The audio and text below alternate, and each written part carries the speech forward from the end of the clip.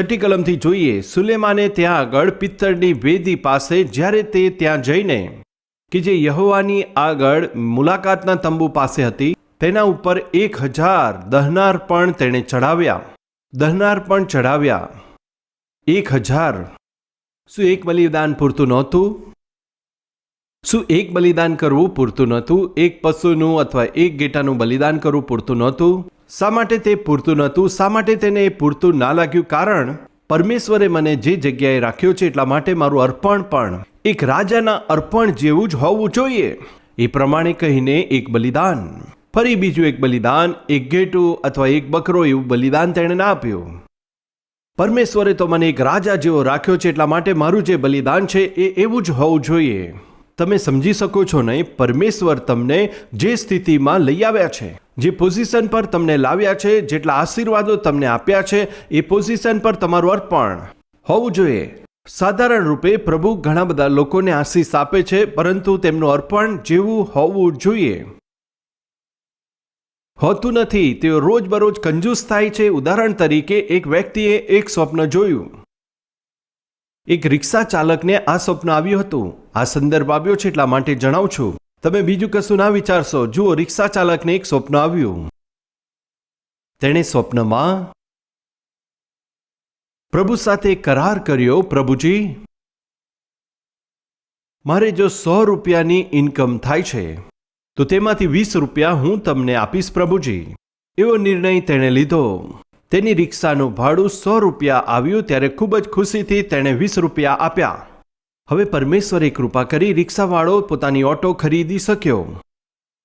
100 રૂપિયાની બદલે હવે તેને 1000 રૂપિયા મળ્યા ત્યારે ખૂબ જ આનંદથી 200 રૂપિયા તેણે પરમેશ્વરને આપ્યા. પરમેશ્વરે તેને આશીષ આપ્યો અને તેણે કાર ખરીદી. હવે તે કારને ટેક્સીના સ્વરૂપે ચલાવતો રહ્યો અને તેની ઇન્કમ મહિનાની 10,000 રૂપિયા થયા. અરે, પરમેશ્વરને 2000 રૂપિયા આમાંથી આપવા એ તો મને અઘરું લાગે છે, પરંતુ આપવા પડશે. ઠીક છે પ્રભુજી, આપું છું. એ પ્રમાણે કહીને તકલીફ હોવા છતાં પણ 2000 રૂપિયા આપવાની શરૂઆત કરી. હવે એક કારથી વધીને 10 કાર થઈ ગઈ. હવે તેની ઇન્કમ રોજ બરોજની લગભગ 1 લાખ રૂપિયા થવા લાગી. તો પરમેશ્વરને કેટલા આપવા જોઈએ? 20,000 આપવા જોઈએ. હવે તેનું મન માનતું નહોતું, એટલા માટે પ્રભુજીને કહ્યું કે પ્રભુજી, રોજ બરોજ 20,000 રૂપિયા આપવા, એટલે કે આખા મહિનાની અંદર લગભગ 6 લાખ રૂપિયા આપવા, એ તો મારા માટે અઘરું છે પ્રભુજી. જ્યારે 70,000 લાખ હતા ત્યારે વાંધો નહોતો. હવે મહિનાના 30 લાખ આવે છે, તેમાંથી 20મો ભાગ આપવાનો છે. પ્રભુ, 6 લાખ રૂપિયા આપવાના છે, મારા માટે તે તો મુશ્કેલી છે. થોડું પ્રભુ તમે સમજો તો સારું. અને એ રીતે આગળ તે વિચાર કરીને તેણે કહ્યું, પ્રભુ, હું નથી આપી શકતો. ત્યારે પ્રભુએ કહ્યું, તને આપવાનું અઘરું લાગે છે? હા પ્રભુ, ખૂબ જ અઘરું લાગે છે. તો ઠીક છે, ખૂબ જ ખુશીથી આપ. બસ 20 રૂપિયા તું આપ. તેણે કહ્યું અને બસ સ્વપ્ન પૂરું થયું અને જોયું તો સામે રિક્ષા ઊભી હતી. ત્યારે તે સમજી ગયો, જે કંઈ તમે ખુશીથી આપો છો તેમાં જ પરમેશ્વર તમને રાખે છે. કૃપા કરીને ધ્યાન આપજો. જો પરમેશ્વર તમને આશીષ આપતા જાય છે, પણ જો આભારી ભાવ સાથે જીવવાની તમને કમી લાગે છે તો તમારા આશીર્વાદો ચાલ્યા જશે. સુલેમાનના જીવનને જો ધ્યાનથી જોઈએ તો એક બકરો અથવા એક ઘેટા દ્વારા તેણે સંતોષ ના માની લીધો, કેમ કે પરમેશ્વરે તેને રાજા બનાવ્યો હતો. હું રાજા છું, પરમેશ્વરે મને રાજા બનાવ્યો છે, એ વાત જાણીને તેણે પોતાનું અર્પણ કર્યું. 1000 બલિદાનો અર્પણ કર્યા. પરમેશ્વરે તે જોયું, સર્વ તેણે જોયું. તેણે શું જોયું હતું? મિત્રો, સ્થિર થઈ જઈશું તો પણ તે તેમને છોડશે નહીં, તે તેણે જોયું. આટલા ઊંચા સ્થાન પર જવા છતાં પરમેશ્વરની ઉપસ્થિતિને તેણે અવગણના ના કરી. તે જોયું. ઉત્તમ સ્થાન પ્રાપ્ત કર્યા પછી તેણે જે અધિકારો પ્રાપ્ત કર્યા હતા, પાપ કરવા માટે નહીં, પરંતુ પોતાની પ્રજાને પરમેશ્વરની ઉપસ્થિતિમાં લાવવા માટે તેણે કર્યું હતું. એ પણ તેણે જોયું. અને એટલું જ નહીં, પરંતુ જે અધિકારને હોદ્દા પર તે હતો, એટલે કે જે સ્થાન તેણે પ્રાપ્ત કર્યું હતું, પરમેશ્વરે મને રાજા બનાવ્યો છે, માટે મારું અર્પણ પણ રાજા જેવું હોવું જોઈએ. એ રીતે એકદમ ઉત્તમ એવા મનુષ્યને પરમેશ્વરે જોયો. દહનારપણને અર્પણ કર્યા પછી રાત્રે, એટલે કઈ રાત્રે? જ્યારે આ સર્વ થયું ત્યાર પછીની રાત્રે. સમજો છો ને મિત્રો? તે દિવસે પરમેશ્વરે તેના જીવનમાં શું જોયું? હું તો સ્થિર થઈ જઈશ તો પણ પ્રભુને હું કદી નહીં ભૂલું. ઉત્તમ સ્થાન પ્રાપ્ત કર્યા પછી પણ પરમેશ્વરની ઉપસ્થિતિની અવગણના તેણે બિલકુલ કરી નહોતી. એ તો એવા સ્થાન પર હતો કે તે જે કંઈ કરે તે ચાલી જાત. એ સર્વ ખબર હોવા છતાં પાપ કરવા માટે પોતાના અધિકારનો ઉપયોગ ના કર્યો. એ તો પોતાની પ્રજાને પરમેશ્વરની ઉપસ્થિતિમાં લઈ આવ્યો એવું પરમેશ્વરે જોયું. માત્ર એટલું જ નહીં, પરંતુ પોતાના હોદ્દાને જે પ્રમાણે સુટેબલ હોય પ્રભુને અર્પણ કર્યું. એ રીતે પ્રભુએ જોયું ને પ્રભુ પ્રસન્ન થયા. હવે તે જ રાત્રે પરમેશ્વરે તેને દર્શન આપ્યું. એટલે કે તેને દર્શન આપીને કહ્યું, સુલેમાન, આવો તે વચનમાંથી જોઈએ. અને તે જ રાત્રે પરમેશ્વરે સુલેમાનને દર્શન આપીને કહ્યું, જે કંઈ તું ચાહે તે તું મારી પાસે માંગ અને તે જ પ્રમાણે હું તને આપીશ. સુલેમાને પરમેશ્વરને પ્રમાણે કહ્યું, તમે મારા પિતા દાઉદ ઉપર ખૂબ જ કરુણા રાખતા રહ્યા છો અને મને તેના સ્થાન ઉપર તમે રાજા બનાવ્યો છે.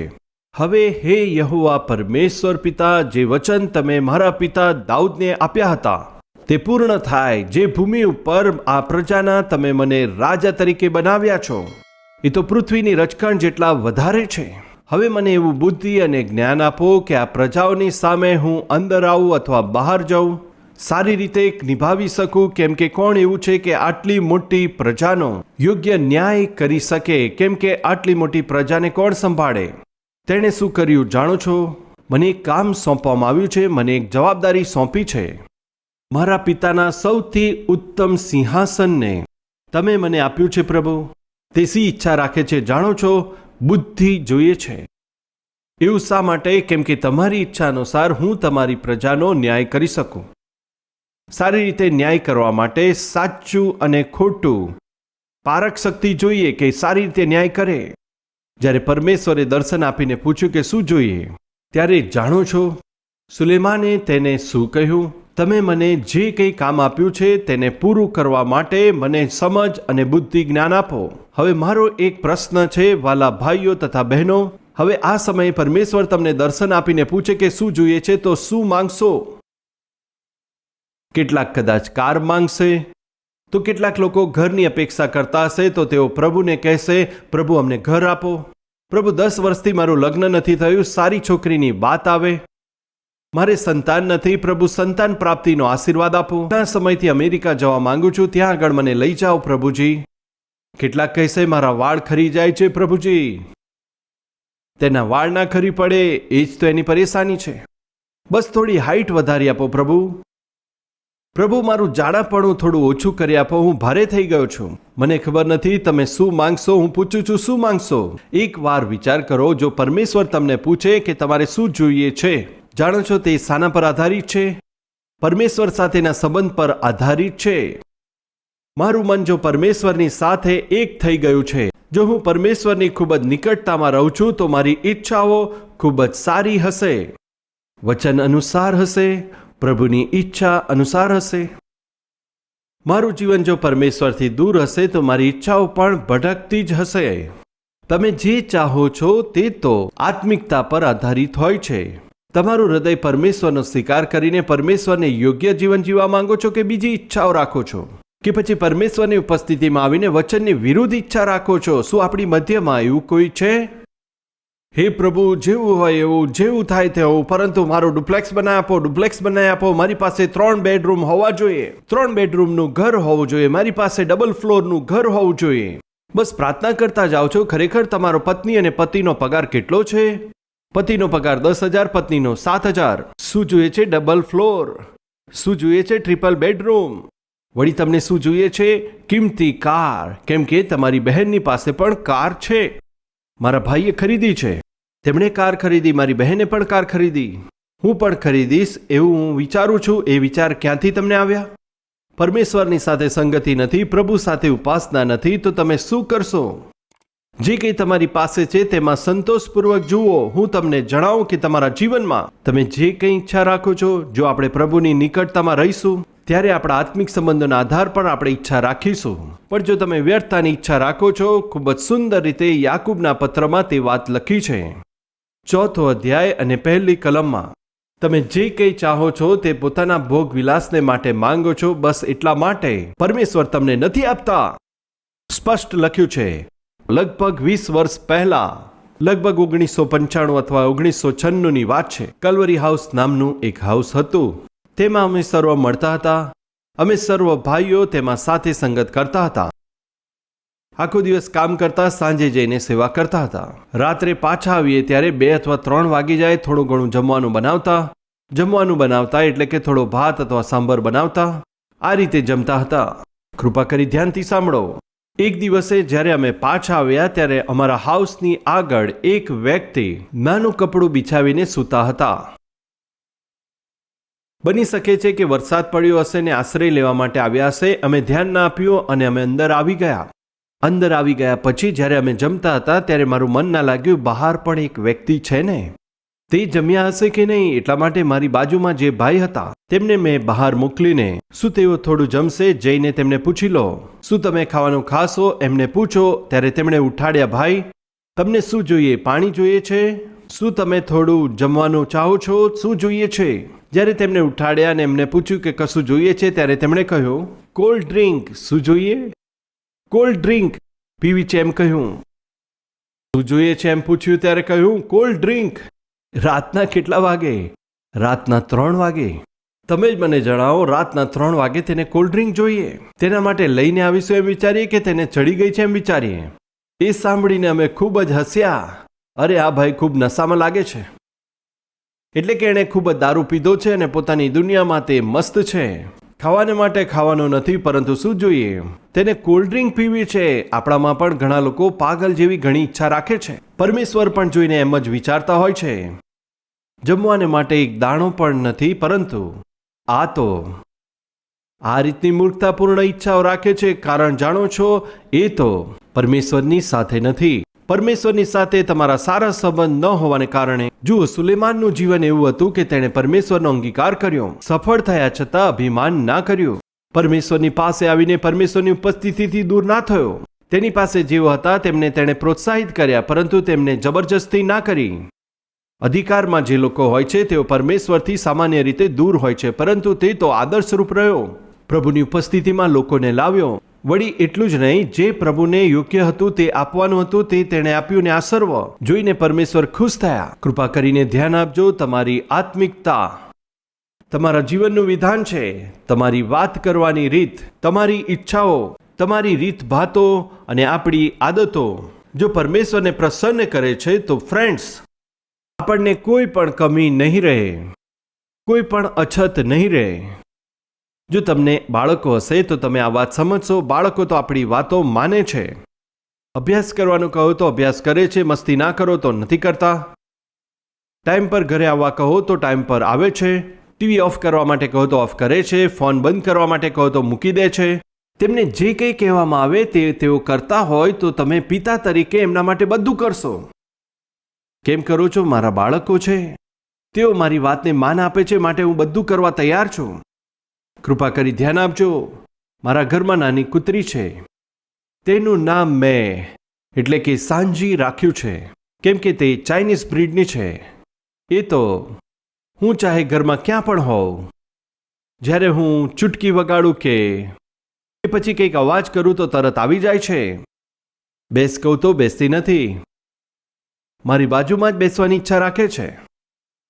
ઘણીવાર એવું થાય છે કે જો તે સાફ નથી અને તેનામાં વાસ આવે છે ને મને કંઈક તકલીફ થતી હોય તો તેને ગો, હું તો તેને પસંદ નથી. તે મને બસ જોયા કરે છે. તું જા, તો પણ જોતી રહે છે. કેમ મારી સાથે રહેવાનું પસંદ કરે છે? જતી નથી. તું જા, ગો એમ કહ્યું ત્યારે ખૂબ જ મુશ્કેલીથી ઉઠે છે. ધીરેથી ઉઠીને રૂમની બહાર જઈને ત્યાં આગળ બેસી જાય છે. ભૂલથી પણ જો તે યુરિન પાસ કરે છે અને મારી નજર તેના પર પડે તો એનો વ્યવહાર જોવા જેવો હોય છે. જો તે ગંદકી ફેલાવે છે તો તે આ શા માટે કર્યું છે એમ કહીએ તો સમજી જાય છે. પોતાના બંને પગોને આ રીતે રાખીને માનો દંડવત કરે છે. મેં ભૂલ કરી છે, હવે મને કશું ના કહેશો. 2 પગ પર, હા 2 પગ પર તે ઊભી થાય છે અને હાથ આ રીતે જોડે છે. સાલોમ બોલવાનું કેવી રીતે શીખી ખબર નહીં. આ રીતે જ રહે છે. વિશ્વાસ કરજો, જ્યારે હું કહીશ હા ઠીક છે, જ્યાં સુધી હું કશું ના કહું ત્યાં સુધી બે પગ પર જ રહે છે. કેમ? હું તમને જણાવું, કાલની વાત છે. તો એક ભાઈને મેં કહ્યું કે તેના માટે કંઈક બિસ્કિટ અથવા સ્નેક્સ અથવા કંઈક ખાવાને માટે તમે લાવો. તેના માટે લઈને આવવા માટે કહ્યું. એ પ્રમાણે મેં તેને કહ્યું, કેમ કે તે આજ્ઞા માનનારી ડોગી છે. તેની આગળ તેનું ભોજન રાખ્યા પછી પણ તેની આગળ બિસ્કિટ હોય, તેના માટે કંઈક સ્નેક્સ લઈને આવો. એ બધું કહેવાનું કારણ શું છે? તે મારી આજ્ઞા માને છે. આ હું એટલા માટે કહું છું. ડોગ જો આપણી આજ્ઞા માને છે તો તેની સર્વ જરૂરિયાત પૂરી પાડીએ છે. એ વાત સાચી છે. જો આપણે પણ પરમેશ્વરની આજ્ઞા માનીશું તો તમારી જે કંઈ જરૂરિયાત હોય તે માંગ્યા પહેલા જ એ તમારી મદદ કરવા માટે સામર્થ્ય પ્રભુ છે. એમ જ થયું અહીં આગળ સુલેમાનના જીવનમાં. સુલેમાન, તારે શું જોઈએ છે? અને સુલેમાન તો, ભાઈ તમારે જોઈએ છે કોલ્ડ ડ્રિંક. એ રીતે નહોતું. શું કહ્યું તેણે? જાણો છો પ્રભુજી, મને જ્ઞાન આપો, કેમ કે જ્ઞાન પૂરતું છે. પછી પરમેશ્વરે સુંદર વાત કહી. જલ્દીથી આપણે સંદેશ પૂરો કરીશું. વચન 12 જુઓ, એ માટે તને બુદ્ધિ અને જ્ઞાન આપવામાં આવે છે, જે માંગ્યું તે આપવામાં આવે છે. એટલું કે તારી પહેલા કોઈ પણ રાજાને એટલું પ્રાપ્ત નહીં થયું હોય, અને તારા પછી પણ, એટલે કે તારા પછી પણ કોઈ રાજાને એટલું પ્રાપ્ત નહીં થાય. વળી તારા પછી પણ એવો કોઈ રાજા નહીં થાય કે જેની પાસે તારા જેટલી સંપત્તિ હોય એટલી સંપત્તિ નહીં હોય. આ પ્રમાણે તેમણે કહ્યું, I will give you everything. કેવળ જ્ઞાન જ આપ્યું નહીં, તે માંગ્યું નથી તો પણ હું તને આદર આપીશ, હું તને ધન સંપત્તિ આપીશ, હું તને સંપન્ન બનાવીશ. આપણા પરમેશ્વર એવા છે. એક પિતાને તેમના સંતાન ખૂબ ગમે છે. અચાનક યુદ્ધ જાહેર થઈ ગયું. એટલે કે આ પિતા અને તેમનો પુત્ર આખી દુનિયામાં ગયા. ત્યાં આગળ જઈને પ્રચારના જેટલા ક્ષેત્ર હોય, સારા સારા ચિત્રોને ખરીદવા અને તેને ઘરે લાવીને સજાઈને રાખવું તે એમની આદત હતી. આ તો સૌથી મોંઘા ચિત્રો હતા. આ રીતે પિતાએ અને પુત્રએ સાથે મળીને ખૂબ જ મોંઘા ચિત્રો ખરીદ્યા હતા. તેનાથી પોતાનું આખું ઘર ભર્યું.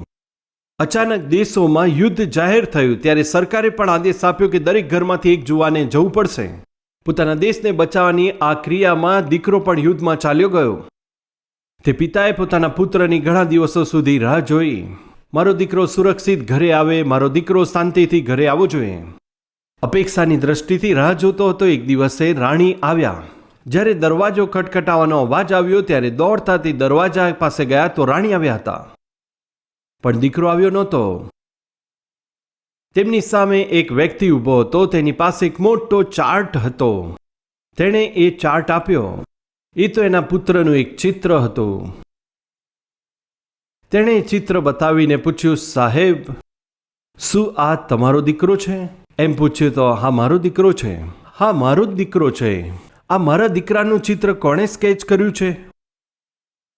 મેં સ્કેચ કર્યું છે. તમે શા માટે સ્કેચ કર્યું? તેની યાદમાં મેં સ્કેચ કર્યું. આ શું કહો છો?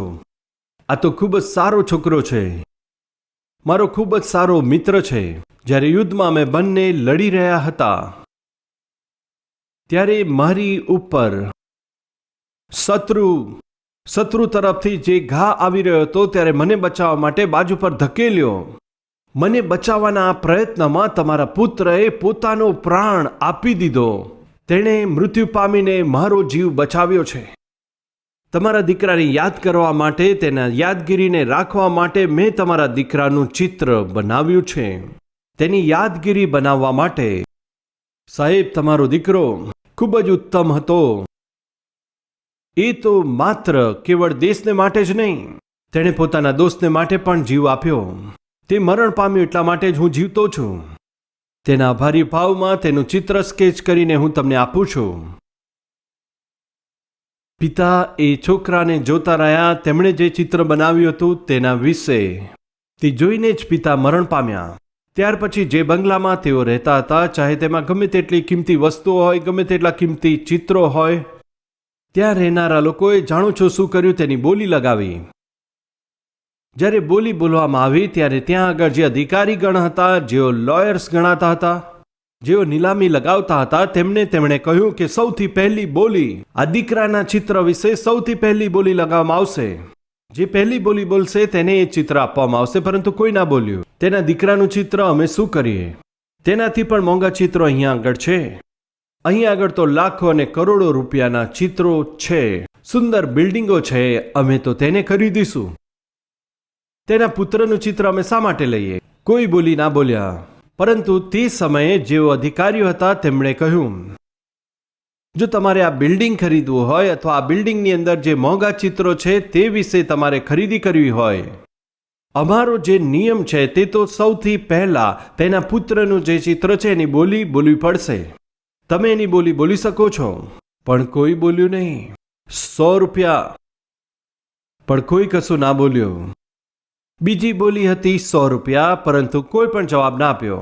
એટલામાં તે ઘરની અંદર કામ કરનારી જે નોકરાણી બાઈ હતી, તેમણે જોયું કે આ મકાનના માલિક પોતાના પુત્રને એટલો પ્રેમ કરતા હતા, પ્રાણથી વધારે, પરંતુ એ પુત્રને ચિત્ર કોઈ ખરીદતું નથી. પરંતુ એ પુત્રની સર્વ સંપત્તિ જોઈએ છે. આ કેવા મનુષ્યો છે એમ કહીને તે છોકરી ચાલતી આવીને કહેવા લાગી, સર, 100 રૂપિયામાં એ દીકરાનું ચિત્ર મને આપશો?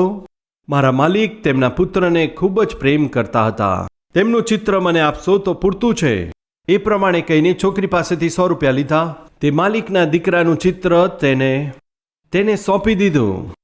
હવે તો સર્વ વાત પૂરી થઈ છે. અહીંયા આગળ જેટલા પણ ચિત્રો છે એની બોલી તમે લગાવી શકો છો.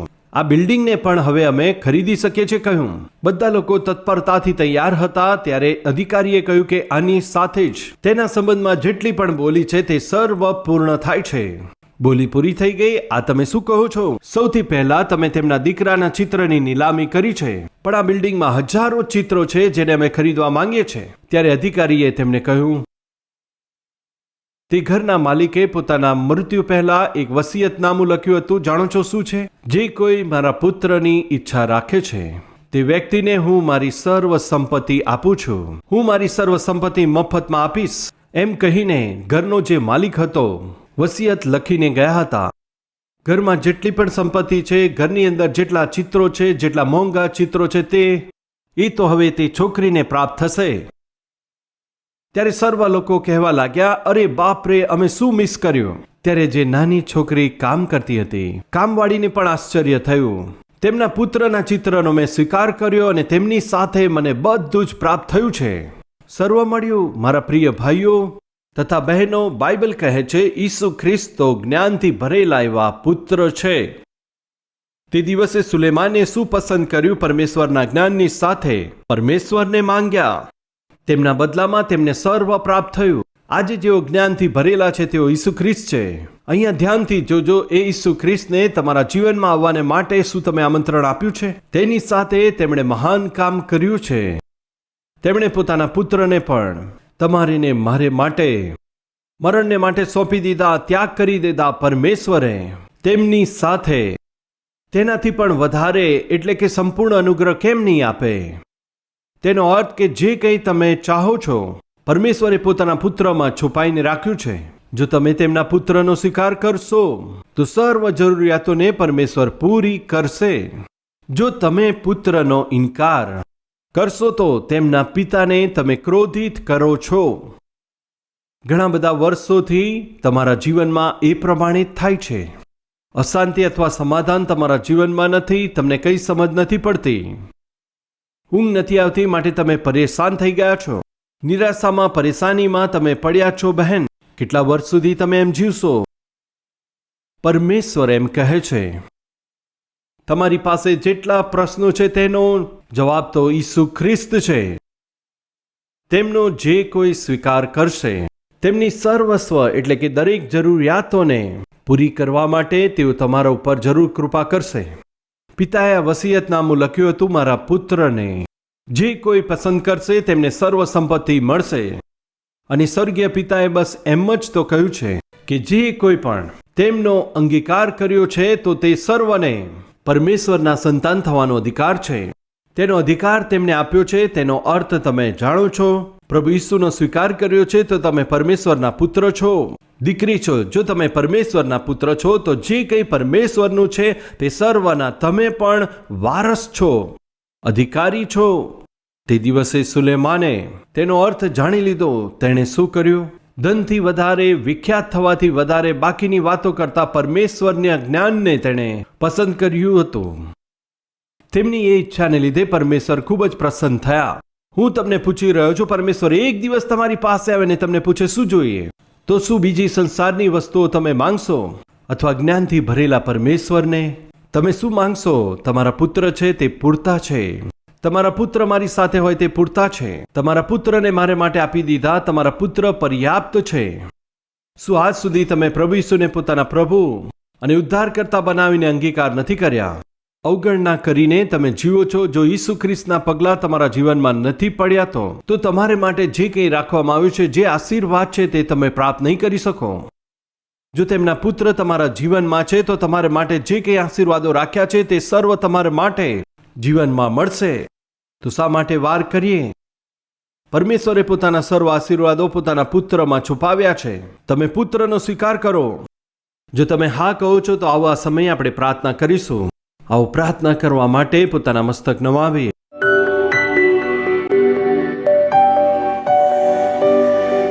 મહાપવિત્ર પ્રેમથી ભરેલા પરમેશ્વર પિતા, તે દિવસે તે રાત્રે તમે પ્રગટ થઈને સુલેમાનની આગળ આવીને તમે કહ્યું કે તું શું ચાહે છે? ત્યારે સુલેમાને ના પ્રસિદ્ધિ માંગી, ના ધન દોલત, ના સંપત્તિ, કશું ના માંગ્યું, ના રાજ્ય પણ ચાહ્યું.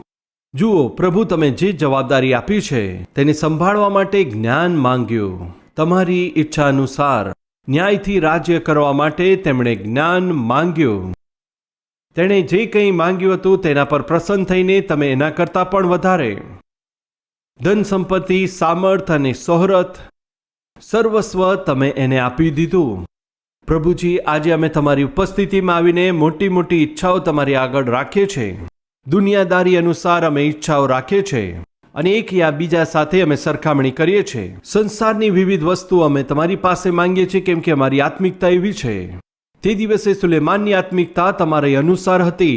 સ્થિર થઈ ગયા પછી પણ અભિમાન ના કર્યું. ઉન્નતિના સ્થાન પર આવ્યા પછી પણ તેણે અભિમાન ના કર્યું. 10 લોકોને તમારી ઉપસ્થિતિમાં તે લાવનારો બન્યો. તેવો વ્યક્તિ હતો, પોતાની યોગ્યતા અનુસાર પોતાનું અર્પણ લાવ્યો.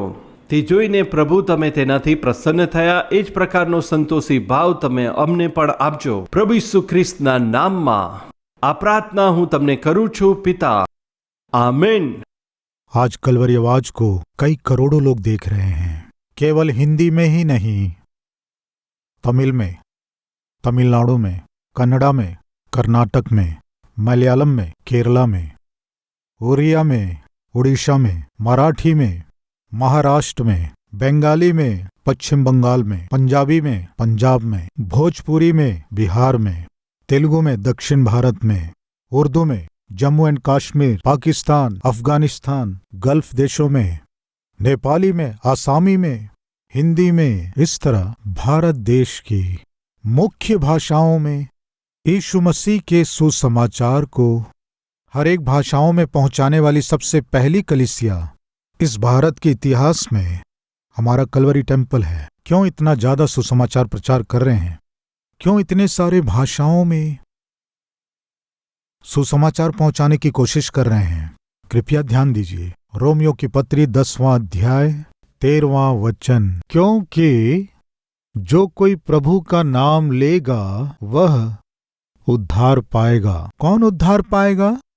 जो प्रभु के नाम से प्रार्थना करेगा वो उद्धार पाएगा। यदि किसी को उद्धार पाना है तो किए गए पापों से क्षमा पाना है तो उसे प्रभु से प्रार्थना करना है। यदि प्रभु से प्रार्थना करना है तो प्रभु पर विश्वास करना है। विश्वास करना है तो प्रभु के विषय में सुनना है। प्रभु के विषय में सुनना है तो किसी न किसी को सुनाना है। किसी न किसी को सुनाना है तो उस सुनाने वाले को कोई ना कोई भेजना है। कलवरी आवाज की सहायता करने वाले क्या कर रहे हैं जानते हैं? इस दीन सेवक के प्रचार करने वाले सुसमाचार को पीछे रहकर सहायता कर रहे हैं।